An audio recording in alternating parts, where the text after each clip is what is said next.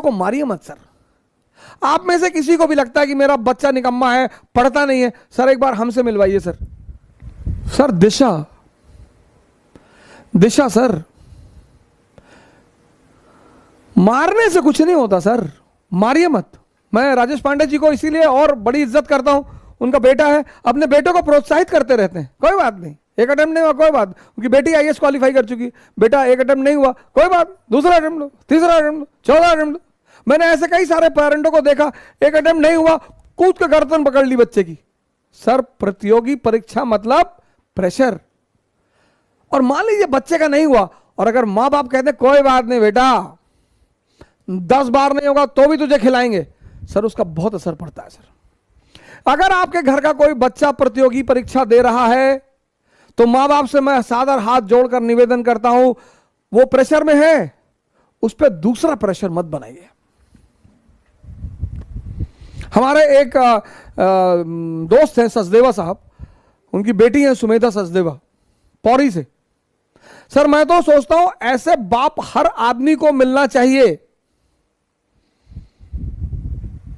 मतलब सुमेधा सचदेवा के जो पिताजी है ना सर, मतलब वो बेटी को तो अरे ठीक है हो जाए साहब, बिजनेस कर रहे हैं, ये करेगी, इंडस्ट्री लगाएगी, प्रेशर नहीं देते सर, पूछते ही नहीं सर। सर प्रतियोगी परीक्षा मतलब दबाव। प्रतियोगी परीक्षा मतलब दबाव। उसमें जब परिवार दबाव देता है कि अगर 1 साल में नहीं निकाल पाए तो हम नहीं पढ़ा पाएंगे, सर वो अलग बात है सर, आप दूसरा दबाव पैदा कर देते हैं, वो बच्चा 2 दबाव में फंस जाता है सर। 21 साल कितनी उम्र होती है सर? आप सोचिए, आप 21 साल में कितने बड़े बड़े फैसले करते थे। और जब आप मजबूरी में कोई काम करते हैं, उस काम के सफल होने की संभावना 0 के बराबर भी नहीं होती। सिर्फ बचपन से ये मत कहिए तुझे आईएएस बनना है, तुझे मेरा सपना पूरा करना है, ये सब मत करिए सर। उनका मानसिक विकास कराइए सर।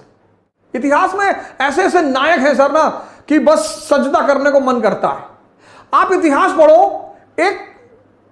आप इतिहास सब्जेक्ट अगर आपका नहीं रहा ना, तो आप नेहरू जी ने एक किताब लिखी है, भारत एक खोज, पढ़ो sir. Glimpses of world history, 2 किताब उनकी पढ़ो sir. Glimpses of world history कोई किताब नहीं है सर।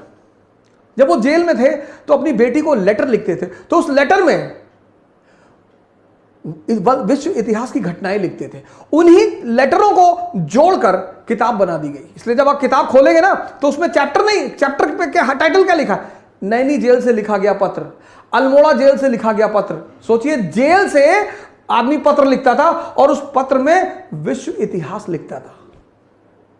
हमारे बहुत सारे माँ बाप अपने बच्चों को डेली सारी कथा बता देते हैं कि आज बड़े चाचा तुम्हारे मकान में हिस्सा मांग रहे थे, हाँ कह रहे थे कि आधा हिस्सा हमारा है भैया, बड़ा परेशान। अच्छा भैया तुम, लेकिन भैया आराम से पढ़ना भैया, तुम ये सब मत सोचना भैया कि बड़े चाचा तुम्हारे हिस्सा मांग रहे थे, भैया ये मत सोचना। हाँ बड़ी बहन भी तुम्हारी बीमार बहुत है भैया, लेकिन तुम भैया ये सब मत सोचना। ये करते हैं माँ बाप। जब सब बता ही दे रहे हो, इसलिए पहले लोग आश्रम में जाते थे।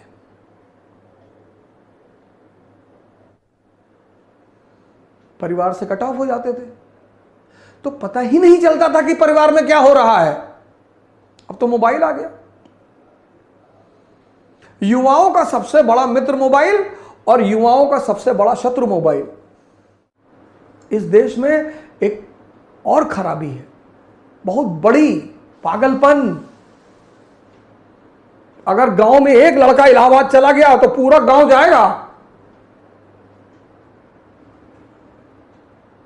हम 12th पास किए तो मेरी माता जी ने कहा कि पीएमटी की कोचिंग कर लो। हम कहा पीएमटी, हर इतनी मुश्किल से पास हुए, इंटर कर रहे हो, पीएमटी कोचिंग कर लो।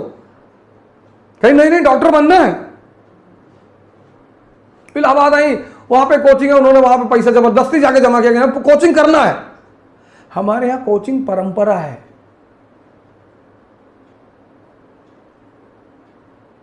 माँ बाप सोचते हैं कोचिंग चला जाएगा, कम से कम शहर छोड़ेगा, बवाल टलेगा, घर में रहेगा, सुबह 6 बजे बुलेट निकाल लेगा, उस पर आगे लिखा लेगा महाकाल।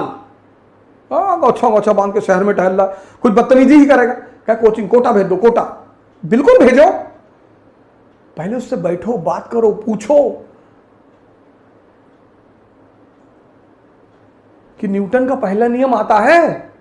हाँ, पहला नियम आता है न्यूटन का कि पेड़ पर चढ़ जाओ तब तक ना उतरो जब तक नीचे कुछ अच्छी चीज दिखाई ना पड़े। अगर ये सब बता रहा है तो थोड़ा सा विचार करो।